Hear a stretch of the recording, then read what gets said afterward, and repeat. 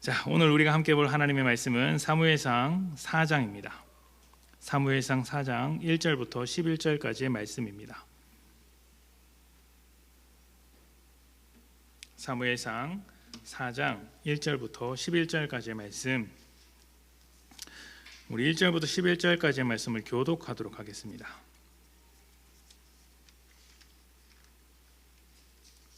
사무엘상 4장 1절부터 11절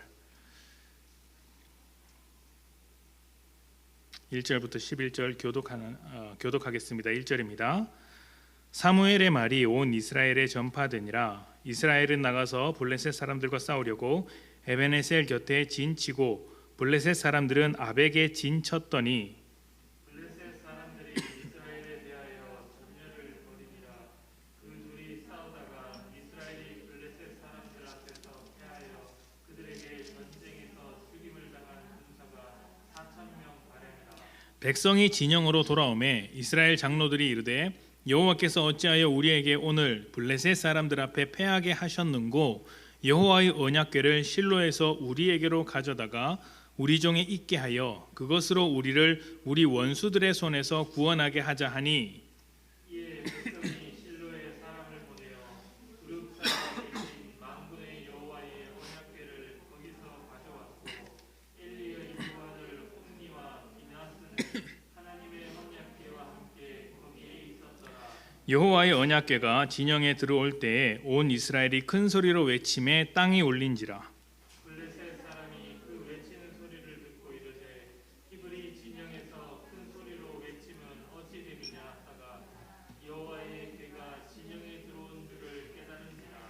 블레셋 사람이 두려워하여 이르되 신이 진영에 이르렀도다 하고 또 이르되 우리에게 화로다. 전날에는 이런 일이 없었도다. 우리에게 화로다. 누가 우리를 이 등한 신들의 손에서 건지리요. 그들은 광야에서 여러 가지 재앙으로 애굽인을 친 신들이니라. 너희 블레셋 사람들아 강하게 되며 대장부가 되라. 너희가 히브리 사람의 종이 되기를 그들이 너희의 종이 되었던 것 같이 되지 말고 대장부 같이 되어 싸우라 하고 블레셋 사람들이 쳤더니 이스라엘이 패하여 각기 장막으로 도망하였고 살육이 심히 커서 이스라엘 보병의 엎드러진 자가 3만 명이었으며 마지막 절은 같이 했습니다. 하나님의 궤는 빼앗겼고 엘리의 두 아들 홈니와 비느하스는 죽임을 당하였더라. 아멘. 한때 이제 영적 리더십이라는 말이 유행처럼 번진 적이 있었습니다. 요즘도 종종 이제 그런 이야기를 하시는 분도 계시고 그런 책도 나오는 것으로 알고 있는데요. 한 사람의 뛰어난 영적 지도자가 교회를 살릴 수 있고 민족을 살릴 수 있고 또 시대를 살릴 수 있다, 변화시킬 수 있다라는 이야기입니다. 이런 이야기를 최근까지도 심심치 않게 들을 수 있었습니다. 특히 이제 청년들에게 도전을 주는 말씀으로 많이 사용되었죠. 이제 어떤 경우에는 이러한 이야기를 반박하기 위해서 사람에게 영적 리더십은 없다라는 책도 발간이 되었습니다. 재미있죠. 그런데 이제 영적 리더십을 강조하는 책이나 영적 리더십이 사람에게는 없다. 그 말은즉슨 하나님에게 있다는 것이겠죠. 이제 그런 관점으로 이제 보아서 서로 다른 이야기를 하는 것 같지만 사실은 같은 이야기를 하는 것이었죠. 그러니까 영적 리더십, 하나님의 뜻에 더욱더 순종할 수 있게 만드는 한 사람이 필요하다는 것이었고 그것을 통해서 우리가 모두 하나님을 바라보아야 한다. 하나님께 집중하는 메시지였던 것으로 기억을 합니다. 그런데 우리가 영적 지도자가 필요하다는 것은 그만큼 그 시대가 영적으로 둔감한 시대가 되었다는 것이겠죠. 하나님의 뜻을 분별하지 않고 하나님의 말씀에 순종하지도 않는 그런 삶을 살면서 그냥 자기 마음대로 살아가는 시대가 되었다라는 것입니다. 그러니까 그러한 시대를 깨우치는, 변화시키는 단 한 사람, 영적 지도자가 필요하다, 이런 이야기를 하는 것이겠죠. 성경에도 그런 시대가 있었는데 사사기입니다. 우리가 예전에 사사기에 대해서 잠깐 수요 예배를 통해서 이야기를 한 적도 있었고요. 또 새벽 예배 때 사사기를 묵상한 적도 있었습니다. 근데 그때 우리가 말씀을 통해서 들었던 것이 사사기가 진행되면 진행될수록 후반부로 가면 갈수록 이스라엘의 영적 상태가 굉장히 어두웠다. 그래서 소돔과 고모라와 같은 이스라엘 성읍의 모습까지 보았던 기억이 납니다. 그때 사사가 등장할 수밖에 없었던 이유가 그만큼 이스라엘이 하나님을 찾지 않았기 때문이죠. 그러니까 우리가 어떤 순간에 어떤 리더십을 찾는다거나 하나님의 특별한 능력과 어떤 역사를 구한다라는 것은 그만큼 우리 시대 혹은 내 삶에 하나님과 만나는 그 접촉점이 없다라는 이야기예요. 날마다 하나님과 교제하고 하나님의 뜻대로 살아가며 그 은혜 안에 머물고 있는 사람이라면 특별한 은혜를 구할 이유가 없습니다. 그래서 하나님의 특별한 역사가 내게 임했다라는 것은 그것을 축복으로 여겨야 하지만 한편으로는 내 삶을 점검해 보아야 하는 순간이기도 합니다. 실제로 성경에서 일어나는 그 대부분의 역사, 기적, 표적들은 이스라엘 백성이 믿음으로 살지 못할 때, 믿음이 없을 때 일어나는 일이었어요. 사람들이 이스라엘이 애굽에 갇혀 있을 때 하나님께서 홍해를 가르셨죠. 또 먹을 것이 없다고 불평했을 때 만나를 주셨죠. 물이 없다고 불평하자 물을 내셨죠. 다 이런 식이었던 것입니다. 엘리야가 가뭄을 피해서 이제 그릿시내가에 숨어 있다가 사르밧 과부에로 갔을 때 그건 역시 하나님 되심을 확인시켜 주기 위해서 그 과부를 통해서 놀라운 일을 벌여 주셨고, 예수님께서도 자신을 하나님의 아들이라고 생각하지 못하는 사람들에게 또 제자들에게 하나님의 아들 되심을 보여주시기 위해서 표적으로서 여러 가지 기적들을 보여주신 것이죠. 이 모든 것들이 영적으로 둔감해 있기 때문에 하나님께서 사람들의 상식을 깨트리는 방법으로 하나님의 살아계심을 증명해내는 것입니다. 그러니까 영적인 지도자가 특별한 영적인 리더십, 영적인 지도자가 필요하다고 우리가 계속해서 외치는 이유도 사실은 그만큼 우리가 둔감해져 있기 때문에 그것을 깨트리는 어떤 특별한 사건들이 필요하다라고 이제 보는 것이죠. 자, 이스라엘은 애굽에서 벗어나 광야를 지나면서 하나님의 백성으로 이제 자리매김했습니다. 그렇게 자리매김하면서 하나님을 배웠고 하나님과 특별한 관계를 맺었습니다. 이 특별한 관계라는 것이 이스라엘 백성이 다른 민족보다 더 우월하다는 것이 아니라 성경에 보면 가장 부족하고 못난 이스라엘이지만 하나님께서 그들을 특별히 목적을 두고 선택해 주셨다라는 거예요. 하나님 중심의 특별한 관계라는 것이죠. 그리고 그 관계 안에서 이제 가나안에서의 삶을 시작했는데 어떻게 되었습니까? 사사기에서 보던 것과 같이 하나님의 뜻대로 사는 것을 포기하고 모두 자기 소견에 옳은 대로 살아가는 인생들이 되었습니다. 그러니까 다시 말씀드리면 다 자기 마음대로 살았다는 거예요. 자기 마음대로. 하나님의 뜻이 아니라 자기 마음대로. 그때마다 하나님께서 사사를 보내신 것이죠. 사사를 보내셔서 그들을 돌이키는 메시지를 계속 던져주셨습니다. 그러니까 사사를 보내지 않으면 영적인 무감각에서 깨어날 수 없기 때문에 계속해서 사사를 보내주셨던 것입니다. 그만큼 사사 시대가 영적으로 무감각하고 어두운 시대라는 것이죠. 우리가 읽은 이 사무엘은 사사 시대로부터 이어져 오는 영적인 무감각이 계속해서 커져 있는 정말 이제 절정에 이른 시대라고 할 수 있습니다. 사사기에서의 그 어두운 분위기가 그대로 남아 있는 것이죠. 오늘은 이스라엘의 그 전반적인 영적인 상태를 점검하면서 우리의 믿음을 함께 들여다볼 텐데요. 일단 이 시대가 얼마나 무감각한 시대인지 앞에 있는 말씀을 좀 찾아보도록 하겠습니다. 사무엘상 2장입니다. 사무엘상 2장 12절부터 17절입니다. 12절입니다. 엘리의 아들들은 행실이 나빠 여호와를 알지 못하더라. 그 제사장들이 백성에게 행하는 관습은 이러하니 곧 어떤 사람이 제사를 드리고 그 고기를 삶을 때에 제사장의 사원이 손에 세 살 갈고리를 가지고 와서 그것으로 냄비에나 솥에나 큰 솥에나 가마에 찔러 넣어 갈고리에 걸려 나오는 것은 제사장이 자기 것으로 가지되 실로에서 그곳에 온 모든 이스라엘 사람에게 이같이 할 뿐 아니라 기름을 태우기 전에도 제사장의 사원이 와서 제사 드리는 사람에게 이르기를 제사장에게 구워 드릴 고기를 내라. 그가 내게 삶은 고기를 원하지 아니하고 날 것을 원하신다 하다가 그 사람이 이르기를 반드시 먼저 기름을 태운 후에 내 마음에 원하는 대로 가지라 하면 그가 말하기를 아니라 지금 내게 내라. 그렇지 아니하면 내가 억지로 빼앗으리라 하였으니 이 소년들의 죄가 여호와 앞에 심히 크면 그들이 여호와의 제사를 멸시함이었더라. 아멘. 우리가 새벽마다 레위기 말씀을 묵상하고 있죠. 그때 이제 몇 주 전에는 이스라엘의 제사에 관해서도 묵상을 했습니다. 제사 제도라는 것은 하나님을 위해서 만들어진 것이라기보다는 하나님께서 사람의 죄를 씻기 위해서 만든 제사입니다. 그래서 하나님의 백성이라는 지위를 유지하기 위한 그 사람들을 위한 제도라고 할 수 있죠.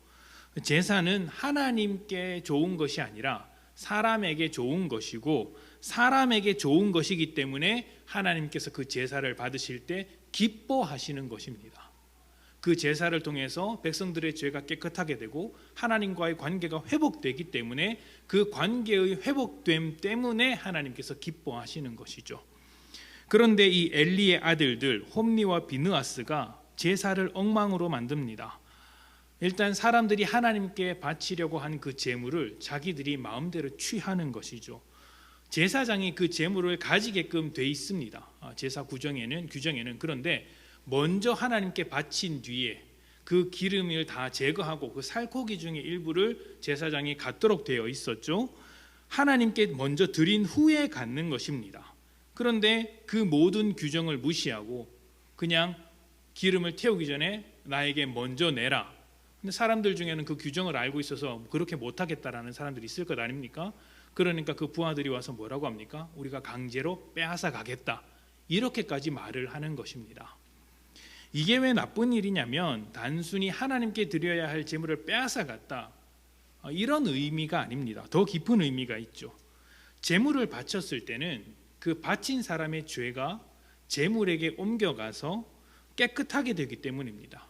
그 사람의 죄가 제물에게 옮겨가고 그 제물을 불태우고 또 제사장이 먹음으로 인해서 그 죄가 깨끗하게 되는 것이죠. 그런데 그 제물을 중간에 가로채 버렸으니 제사를 드린 사람 입장에서 한번 보십시오. 어떤 생각이 들까요? 내 죄가 깨끗하게 되었을까? 이런 생각을 하지 못하죠. 회복되지 못한 하나님과의 관계를 생각하면서 짓눌린 마음으로 답답한 마음으로 일상으로 돌아갈 수밖에 없는 것입니다. 왜냐하면 제물은 이미 가지고 왔는데 그것을 빼앗겨 버렸으니까 또다시 제사를 드릴 수는 없는 노릇 아닙니까? 그러니까 무거운 마음을 가지고 집으로 돌아가는 것이죠. 아니면 또 이렇게 생각해 볼 수도 있습니다. 제사장이 제사로 자기 배를 채우는 모습을 보게 되면 이제 그 다음부터는 제사를 제사로 생각하지 않습니다. 그냥 제사장의 어떤 그 배를 채우는 용도로만 생각을 하겠죠. 우리가 예배를 드릴 때 그런 경험을 하지 않습니까? 예배를 준비하는 찬양팀이나 아니면 예배를 인도하는 목사님, 목회자가 예배를 온전하게 준비하지 않고 예배를 신실하게 드리지 않으면 함께 예배를 드리는 성도들도 그 예배를 신실하게 드리지 않습니다. 그렇지 않습니까? 제가 예전에 그 신학교에서 찬양팀을 하고 있을 때 그 나름대로 굉장히 이제 좀 신선하게 다가왔던 훈련이 있었어요. 어떤 훈련이었냐면 그때는 저는 이제 그런 훈련을 처음 받았었거든요. 찬양팀으로 서는 사람은 무조건 예배 맨 앞줄에 앉아야 한다라는 것이었어요.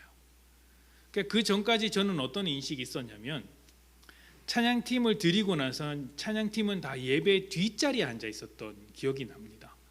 뒷자리에 앉아서 그냥 뒤에 앉아 있다가 또 이제 찬양을 해야 될 때가 되면 이제 기도할 때 몰래 올라가서 이렇게 하는 거였는데 거기 찬양팀에 들어가서 이제 훈련을 받을 때는 무조건 맨 앞줄에 가장 뭐 제일 좋은 자리라고 할까요? 제일 눈에 띄는 자리라 할까요? 거기에 앉아 있어야 한다라는 겁니다. 그러면서 어떤 설명을 하냐면 찬양팀은 예배를 인도하는 사람이기 때문에 예배를 어떻게 드려야 하는지 그 모습을 보여주는 것도 이제 예배 인도라는 것이죠. 하나님 앞에 온전한 예배로 드려야 한다라는 것입니다. 그래서 예배 시간에 맨 앞줄에서 예배를 드리는 모습으로서 청중에게 보여주어야 한다라는 것이었어요. 그래서 예배 중간에 뭐 화장실에 간다든지 장난을 친다든지 이런 것은 엄격하게 금지되었고, 하물며 이제 앞에 섰을 때 액세서리 하나 이제 착용하는 것도 다 금지를 했던 기억이 있습니다. 반지나 손목시계나 목걸이나 이런 것도 다 제거하는 거였어요. 그 당시에는 이제 굉장히 좀 보수적으로 운영을 했을지 모르겠는데 아주 까만 바지에 흰색 이제 와이셔츠 같은 것만 입고 앞에 섰던 것으로 기억을 합니다. 이제 왜 그렇게 하느냐면 이제 예배자로서의 모습을 온전하게 지키기 위해서 해야 된다라는 것이죠. 그리고 앞에 선 사람이 그렇게 지키지 못하면 청중들도, 함께 예배드리는 예배자들도 예배를 온전하게 드리지 못하는 것입니다. 마음과 정성을 다해서 예배를 드리지 않으니 당연히 드리지 않죠. 또 믿는 사람들이 이제 믿음으로 살지 않으면 세상 사람들은 다 교회 다니는 사람들의 믿음을 거짓으로 여기죠. 그것이 이제 앞에 선 사람들, 먼저 믿는 사람들이 이제 믿음으로 살아야 할, 또 먼저 본을 보여야 할 이유가 되는 것입니다. 근데 지금 홈리와 비느하스가 그렇게 하고 있는 거예요. 단순히 재물을 빼돌린 문제가 아니라 이스라엘이 하나님의 백성으로 살도록 만드신 이 제사 제도를 아무런 의미 없는 것으로 만들어 버리고 있는 거예요. 그럼 그 다음부터 제사를 하러 온 이스라엘 백성들이 어떠한 마음으로 제사를 하겠습니까? 정말 내가 하나님 앞에서 거룩해져야겠다라는 마음으로 제사를 드리겠습니까? 아니면은 그냥 하나의 그냥 행사로서 제사를 드리겠습니까? 어떤 마음으로 가져야 하는지, 어떤 마음으로 제사를 드려야 하는지는 사실은 우리가 다 알고 있죠. 근데 그 모습을 홈리와 비느하스는 전혀 보여주지 못하는 것이죠. 제사장이라는 그 형식적인 직무는 하고 있을지 모르겠지만 제사장의 본질을 다 내어 던져버렸고 그냥 의미 없는 행사만 하고 있었던 거예요. 영혼 없는 껍데기만 남아 있었던 것이죠. 이렇게 영적인 무감각 상태에 빠져 있었습니다. 그런데 이 상태가 엘리의 두 아들만 그랬던 것은 아니죠. 엘리 제사장도 그렇습니다. 사무엘이 하나님께 부름을 받았을 때 엘리는 그것이 하나님께서 하시는 소리인지 알아채지 못했습니다. 나중에 뒤늦게 알아챘죠.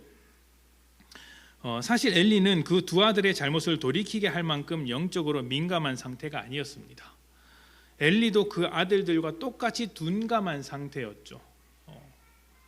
그래서 하나님께서 하시는 말씀도 몰랐고, 그러한 영적인 둔감한 상태, 영적 지도자들도 그렇게 둔감한 상태니 하나님께서 얼마나 답답하셨겠습니까? 그래서 사무엘이라는 그 어린아이를 불러다가 처음부터 다시 교육하기 시작하신 거예요. 처음부터 다시 가르치신 거예요. 그리고 그 사무엘을 통해서 이제 이스라엘 백성에게 하나님의 말씀이 전해지기 시작하는 것입니다. 자, 그렇다면 지금 현재 사무엘이 이제 막 활동을 시작하는 지금 현재의 이스라엘 상태가 얼마나 나쁜지 충분히 이해할 수 있습니다. 제사장이 그 모양이었다면 이스라엘 백성도 뭐 두말할 필요가 없죠. 당연히 엉망이었을 것입니다. 그리고 그런 이스라엘의 상태를 보시는 하나님의 속도 속이 아닐 겁니다. 그래서 하나님께서 이제 이런 일을 이제 허락하시는 거죠. 사무엘상 4장을 보도록 하겠습니다. 먼저 1절부터 4절까지의 말씀을 보겠습니다. 사무엘의 말이 온 이스라엘에 전파되니라. 이스라엘은 나가서 블레셋 사람들과 싸우려고 에베네셀 곁에 진치고 블레셋 사람들은 아벡에 진쳤더니 블레셋 사람들이 이스라엘에 대하여 전열을 벌이니라. 그 둘이 싸우다가 이스라엘이 블레셋 사람들 앞에서 패하여 그들에게 전쟁에서 죽임을 당할 군사가 4,000명이라.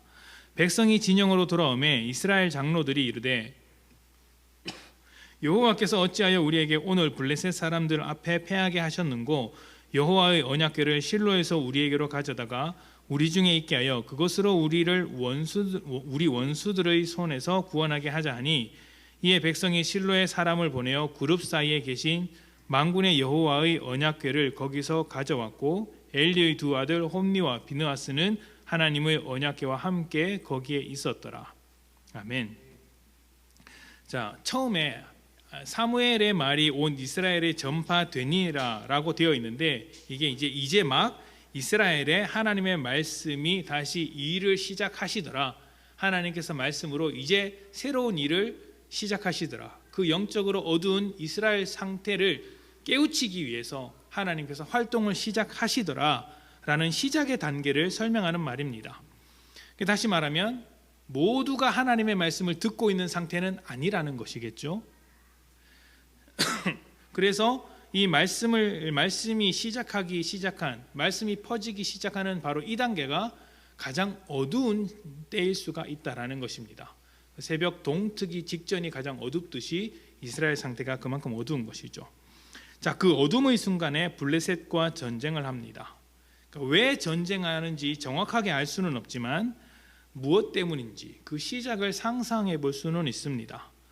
자, 블레셋은 지중해 해안가에 살고 있었던 족속인데 하나님께서 몰아내라고 하신 가나안 족속 중에 한 족속입니다. 그런데 그들을 몰아내지 않았고 그냥 그들 중에 두었죠. 그래서 그 블레셋이 아주 오랫동안 이스라엘 백성을 괴롭힙니다. 그러니까 이 전쟁의 원인이 어디에 있습니까? 이스라엘에 순종하지 않음으로부터 시작된 전쟁입니다. 하나님께서 끝까지 몰아내라고 하신 그 명령을 따르지 않은 결과로서 지금 계속 전쟁을 이렇게 당하고 있는 것이죠. 이 전쟁에서 이스라엘이 패배합니다. 첫 번째 전쟁에서 죽임을 당한 군사가 4,000명 정도라고 하니까 꽤 뼈아픈 패배라고 할 수 있겠죠. 이 패배가 이스라엘 백성들에게는 꽤 충격이었던 것 같습니다. 애굽을 물리쳤고 가나안의 수많은 민족들과 싸워서 승리를 했는데 고작 저 작은 블레셋 족속 하나 우리가 이기지 못한단 말인가? 수많은 전쟁에서 승리를 안겨주신 하나님이 우리 편인데 하나님께서 우리 민족을 선택하셨는데 어떻게 우리가 이 전쟁에서 패배할 수 있는가? 하나님께서 왜 우리에게 이러한 전쟁의 패배를 허락하셨는가? 이 문제로 고민하던 이스라엘이 한 가지 묘책을 냅니다. 바로 실로에 있던 언약궤를 가지고 이스라엘 땅으로 넘어오는 것이죠. 자, 그런데 언약궤가 왔을 때 보기에도 뭔가 불안한 구석이 하나 있습니다. 언약궤를 가져올 때 누구와 함께 왔습니까? 홈리와 비느하스, 이 두 사람과 함께 왔습니다. 하나님의 말씀을 무시했고 제사장의 역할을 제대로 하지 않았던 이 두 사람과 함께 온 것이죠. 이 장면이 말해주는 바가 굉장히 큽니다. 지금 이스라엘이 하고 있는 행동, 언약궤를 가지고 오고 있는 이 행동이 사실 홈리와 비느하스가 앞서 했던 행동과 다를 바 없다라는 거예요. 똑같다라는 것입니다. 영혼과 본질은 빠지고 껍데기만 남은 신앙으로서 지금 하고 있는 행동들이다, 이야기를 하고 있는 것이죠.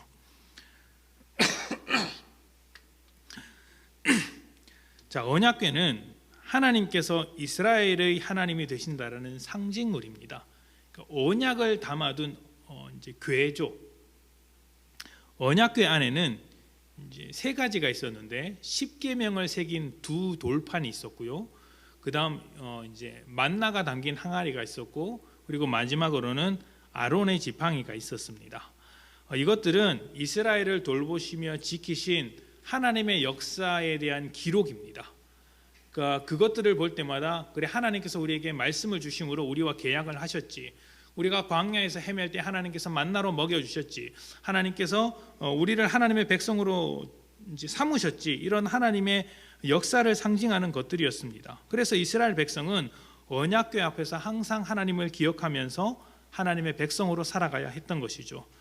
그런데 언약궤가 없다고 해서 하나님이 아닐까요? 언약궤가 없다고 해서 하나님께서 이스라엘 백성 중에 거하지 않으실까요? 그렇지는 않습니다. 그렇지는 않죠. 언약궤가 있기 전에도 하나님은 이스라엘의 하나님으로서 일을 해 주셨습니다. 그러니까 언약궤가 있고 없고는 하나님의 활동에 전혀 영향을 미치지는 않았던 것이죠. 언약궤가 없을 때도 하나님은 여전히 살아계셔서 활동을 하셨던 분입니다. 자, 그렇다면 블레셋과의 전쟁에서 언약궤가 없었던 것이 패배의 이유가 될까요? 반대로 언약궤를 가지고 온다고 해서 블레셋과의 전쟁에서 승리할 수 있을까요? 그것은 패배의 이유도 아니고 승리의 이유도 아닙니다. 중요한 것은 이 언약궤를 통해 드러난 이스라엘의 상태라고 할 수 있는 거예요. 지금 이스라엘이 어떤 생각을 하고 있는지를 보십시오. 언약궤가 없으니 언약궤가 있으면 이기겠구나라고 생각하고 있지 않습니까? 그러니까 자신의 목적을 이루기 위해서 하나님을 도구로 여기고 있는 거예요. 자기의 목적을 달성하기 위해서 하나님을 가지고 와서 사용하려고 하는 것입니다. 좀 더 심하게 말하면 언약궤를 가져온 것은요, 필요에 따라 부적을 써서 지갑에 넣어놓고 다니는 행동과 똑같은 거예요. 하나님을 우상 취급하고 있는 것입니다. 우상은 이제 탐욕이라고 이야기를 하죠. 신약 성경에는 우상이고 탐욕이라고 이야기를 합니다. 사람의 필요에 따라 만들어낸 것이죠.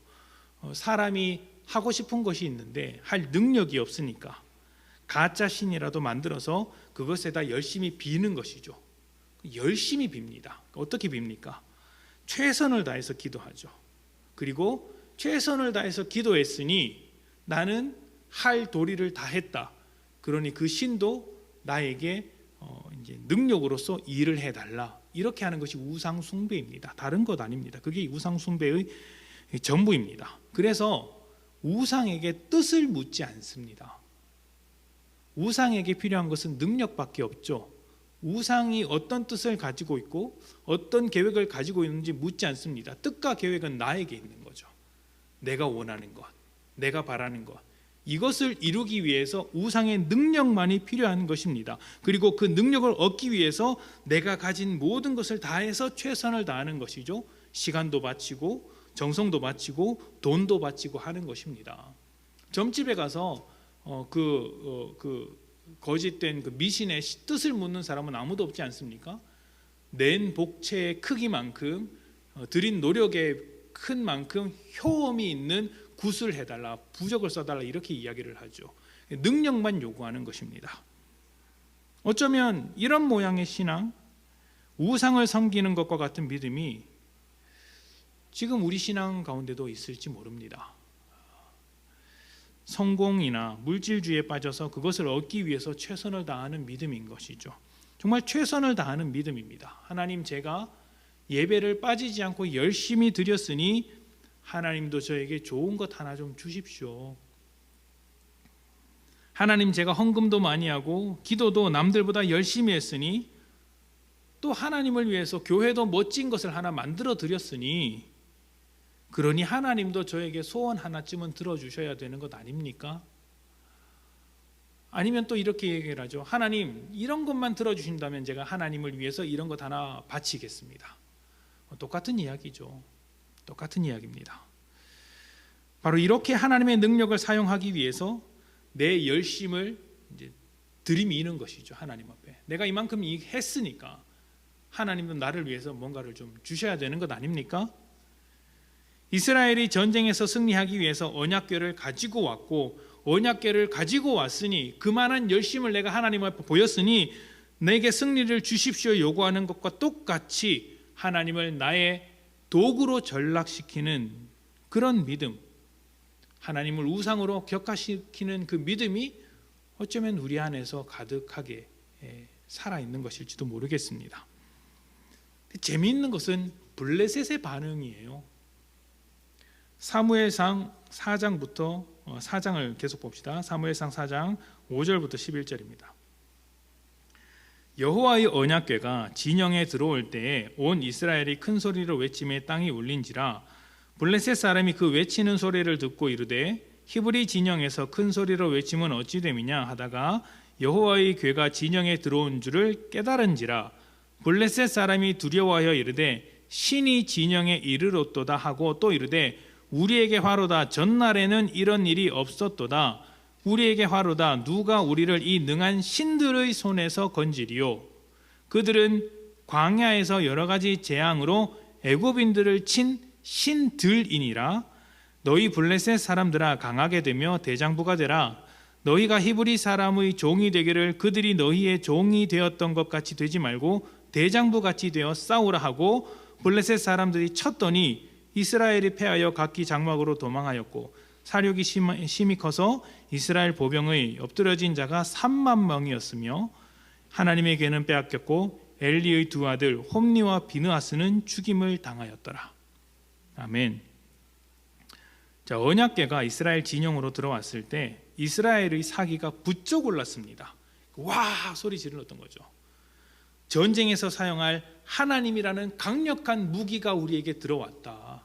드디어 전쟁에서 이기겠구나. 승리는 따놓은 당상이구나 생각을 하는 것입니다.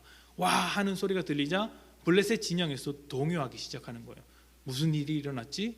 땅이 울릴 정도로 소리를 치는데 무슨 일이지? 알고 보니 그 유명한 하나님이 이스라엘 진영에 도착을 했구나.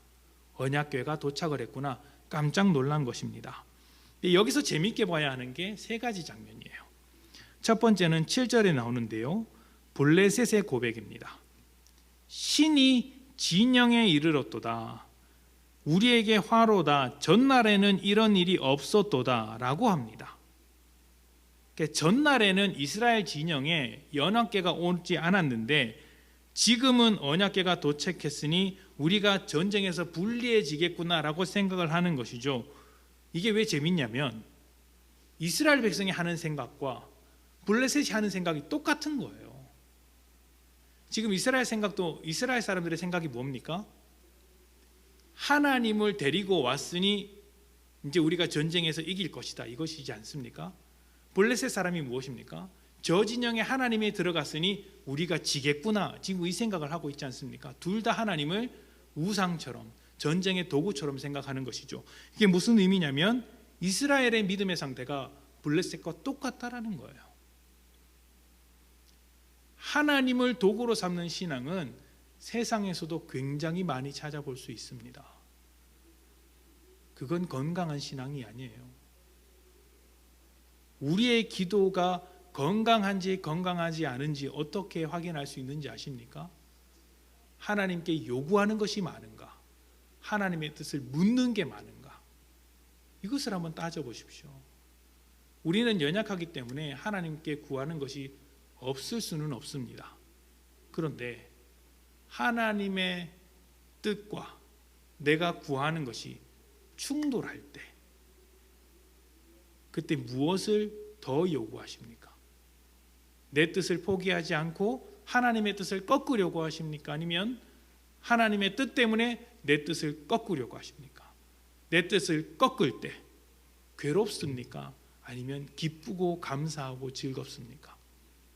진짜 하나님을 신뢰하고 하나님의 뜻을 묻는 사람이라면 감사하고 기뻐해야죠. 그렇지 않습니까? 그런데 아주 많은 경우에 내 뜻이 꺾이면 괴로워합니다. 왜 그럴까요? 하나님을 도구로 삼아서 그런 것은 아닐까요?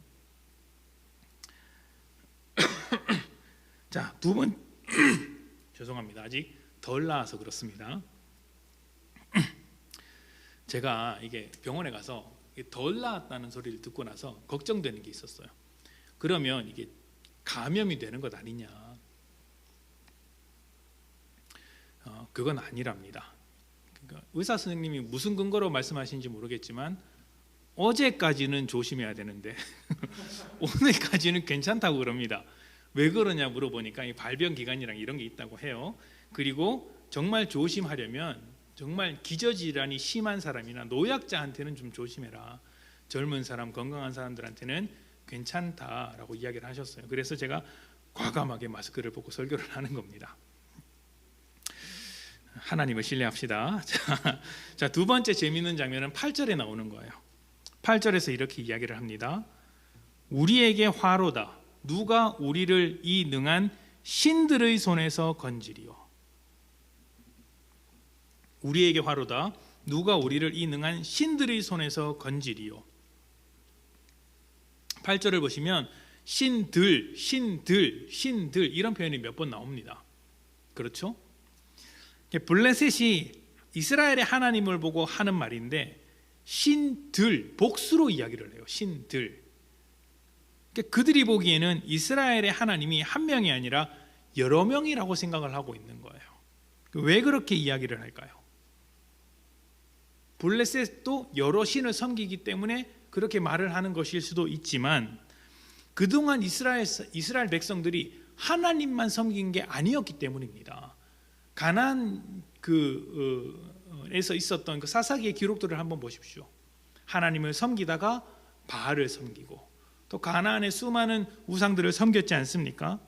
가나안의 여러 신을 함께 섬긴 것들을 블레셋이 보았기 때문에 저 신들이라고 표현을 하는 거예요. 그래서 지금 블레셋의 이야기들을 통해서 이스라엘의 신앙이 얼마나 엉망인지를 계속해서 보여주고 있는 것입니다. 세 번째가 가장 기가 막힌 장면인데 9절부터 11절 말씀입니다. 9절부터 11절입니다. 너희 블레셋 사람들아 강하게 되며 대장부가 되라. 너희가 히브리 사람의 종이 되기를 그들이 너희의 종이 되었던 것 같이 되지 말고 대장부 같이 되어 싸우라 하고 블레셋 사람들이 쳤더니 이스라엘이 패하여 각기 장막으로 도망하였고 살육이 심히 커서 이스라엘 보병의 엎드러진 자가 3만 명이었으며 하나님의 괴는 빼앗겼고 엘리의 두 아들 홈니와 비누아스는 죽임을 당하였더라. 아멘. 자, 앞선 말씀까지 어떤 분이 이겼습니까? 블레셋은 하나님께서 이스라엘 진영 안에 들어왔다는 소식에 두려워했습니다. 이스라엘의 사기는 하늘이 이제 끝을 모를 정도로 이제 크게 높아졌고 블레셋은 이제 굉장히 두려워했죠. 그러면 블레셋은 어떻게 해야 합니까? 그 유명한 하나님이 저 지내왔다, 우리에게 화로다 했으면 도망가야죠. 아니면 최소한 이제 그만 전쟁하자, 휴전하자 해야 하지 않습니까? 그런데 대장부처럼 힘을 내서 한번 싸워보자라고 합니다. 그리고 나서 승리를 합니다. 이게 참 재미있는 거예요. 왜냐하면 바로 이전까지 흘러가던 분위기가 완전 다르기 때문입니다. 마치 블레셋이 패배할 것처럼 분위기가 형성되었는데 그냥 이겨버린 거예요. 그것도 처음 전쟁에서는 4천 명이 죽었는데 지금은 3만 명이 죽었습니다. 지금 이야기의 흐름상으로는 이스라엘이 역전해서 이겨야 자연스러운 흐름이 아닙니까? 그런데 언약궤가 들어오기 전보다 훨씬 더 많은 숫자, 그 몇 배의 숫자가 그냥 죽어버린 거예요. 이 전쟁의 결말이 이스라엘의 입장에서 보자면 너무 말도 안 되는 철저한 패배입니다. 가장 강력한 무기로서 하나님을 데리고 왔는데 이전에 하나님 없이 싸울 때보다 훨씬 더 심각한 패배를 당한 것입니다. 게다가 하나님의 상징이라고 불리는 언약궤도 빼앗겨 버렸습니다. 그게 얼마나 허망한 순간입니까? 전쟁에서 지는 건 그래 뭐 질 수도 있다 쳐도 언약궤를 빼앗긴 것은 무엇이라고 설명해야 합니까? 그동안 지켜온 하나님의 명성에 아주 커다란 흠집을 내는 것은 아닙니까? 우리가 믿었던 하나님이 생각보다 능력 있는 하나님은 아니었나 본데 이 하나님을 우리가 진짜 믿어야 하는가? 이런 생각을 가질 수도 있는 것이죠. 자, 그렇다면 우리는 이제 하나님께 시선을 돌려서 하나님은 왜 이렇게 하셨는지를 물어보아야 합니다. 하나님은 왜 패배하게 하셨을까요? 그리고 왜 그렇게 철저하게 패배하도록 내버려 두셨을까요? 하나님께서 능력이 없으셔서 블레셋에게 밀린 것일까요? 그건 아닙니다. 왜냐하면 사무엘 4장 이후로 5장 이후의 말씀을 보시면 언약궤는 블레셋 안으로 들어가서 다곤 신전을 초토화시키고 그냥 스스로 이스라엘 땅으로 돌아옵니다. 이스라엘 백성은 그냥 낭망한 채로 있는데 언약궤가 홀로 다곤 신전에 들어가서 그 신전을 박살내고 그냥 유유히 이제 이스라엘 땅으로 돌아온다는 것이죠. 그러니까 하나님께서 능력이 없어서 블레셋에게 패한 것은 아닐 것입니다. 충분히 승리할 수 있는 능력이 하나님께 있으시죠. 그럼에도 그렇게 철저한 패배를 겪게 하신 이유가 무엇이냐는 것입니다. 이스라엘이 패배한 것, 블레셋이 승리한 것은 모두 이스라엘을 교육하시려는 하나님의 일하심입니다. 그러니까 블레셋이 잘해서 승리한 것도 아니고 하나님의 능력이 없어서 패배한 것이 아닙니다. 그냥 하나님께서 이 과정을 교육의 방법으로 사용을 하신 것이죠. 이스라엘이 못해서 패배한 것이고 하나님께서 그 못한 것을 경험토록 하시는 것입니다. 지금 이스라엘의 영적 상태가 어떻습니까? 하나님과의 관계에서 껍데기만 남았습니다. 제사장도 그 직업적인 종교인으로서만 활동을 했고 자기 뱃속을 채우기 위해서만 일을 했던 것이죠. 제사장의 본질인 하나님과 백성 사이의 관계를 회복시키는 일에는 관심이 없었습니다. 이스라엘도 똑같았죠. 자신의 유익을 위해, 자신의 목적을 위해 하나님을 사용했습니다. 하나님을 우상으로 만든 것이죠. 하나님의 백성이라는 껍데기를 가지고 있었지만 하나님의 백성으로 살아야 할 삶에 대해서는, 그 내용에 대해서는, 본질에 대해서는 아무런 관심이 없었던 거예요. 그러자 하나님께서 그들의 인생 가운데 개입하셔서 철저한 패배를 겪게 하시는 것입니다. 그거 틀렸다라고 이야기하는 것이죠. 저는 이런 모습을 볼 때마다 하나님께서 왜 우리의 기도를 그토록 거절하시는가, 이 문제에 대한 해답을 얻을 수 있다라고 생각을 합니다. 우리는 하나님을 우상처럼 생각하고 도구처럼 여기는 일은 없을까요? 하나님을 자기 발밑에 두고 종처럼 부리면서 겉으로는 하나님을 향해서 최선을 다했다 말하는 그 거짓된 신앙을 모두 깨트리시는 것이죠. 내가 원하는 것은 그런 것이 아니다. 그 껍데기를 자라는 신앙이 아니다. 구약 성경 내내 선지자들을 통해서 하나님께서 하시는 말씀이 무엇이냐면, 너희가 예배를 드리는 그 예배를 내가 받지 않겠다.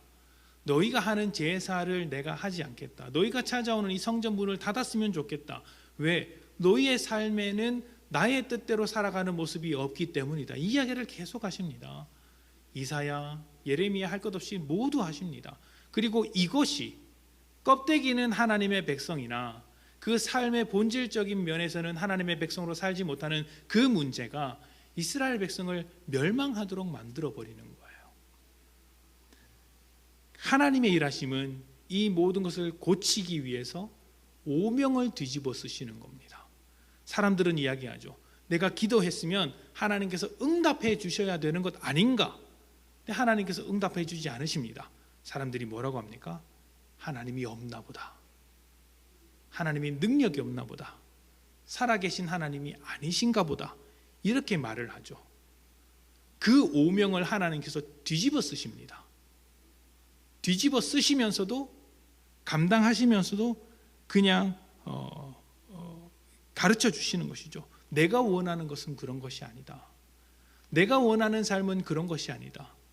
내가 너희와 맺고 싶은 관계는 그런 관계가 아니다. 그런 주술적인 관계, 그런 도구처럼 여기는 관계가 아니고 인격적인 관계이고, 너희가 나를 하나님으로 인정했다면 너희의 삶의 많은 부분에서 내 뜻 안에서 순종하는 관계가 되었으면 좋겠다라고 이야기를 하는 거예요.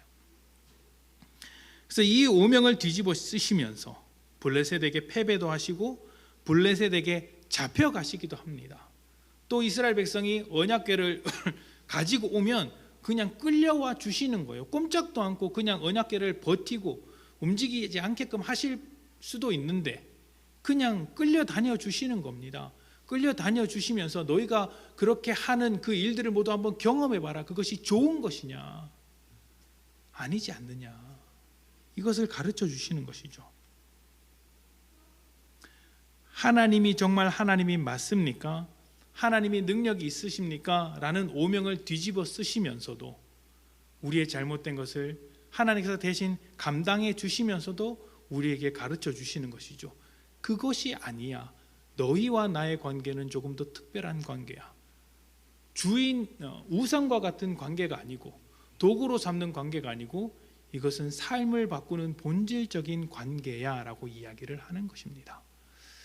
우리가 지난 주일날 사순절에 관한 이야기를 하면서 예수님께서 광야에서 당하셨던 그 세 가지 도전에 대한 이야기를 나누었습니다. 첫 번째가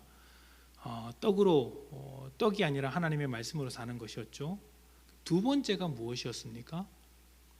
하나님을 시험하지 말라는 것이죠. 이 하나님을 시험하지 말라는 것이 바로 이 문제입니다. 하나님이 정말 하나님이시라면 이러고 한번 해보십시오. 하나님이 정말 하나님이시라면 내가 하나님으로 인정해 드릴 테니까 하나님 내 소원 하나 들어주십시오. 다 하나님을 시험하는 행위라는 것이죠. 그것이 지금 이스라엘의 아주 무지한 영적 상태이고 오늘 우리에게도 아주 쉽게 찾아볼 수 있는 믿음의 모습이 아닌가 생각을 해봅니다. 어떻게 해야 하겠습니까? 내 뜻대로 하나님을 움직이려는 생각을 접어두고 하나님의 뜻대로 우리가 움직여가는 삶을 살아야 합니다. 그게 우선인 거예요.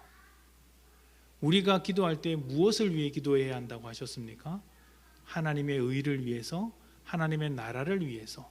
이게 하나님의 통치를 받는 거예요. 여러분, 주기도문의 핵심이 무엇이죠? 하나님의 나라가 우리에게 임하게 해주십시오. 하나님의 통치가 우리에게 임하게 해주십시오라는 이야기 아닙니까?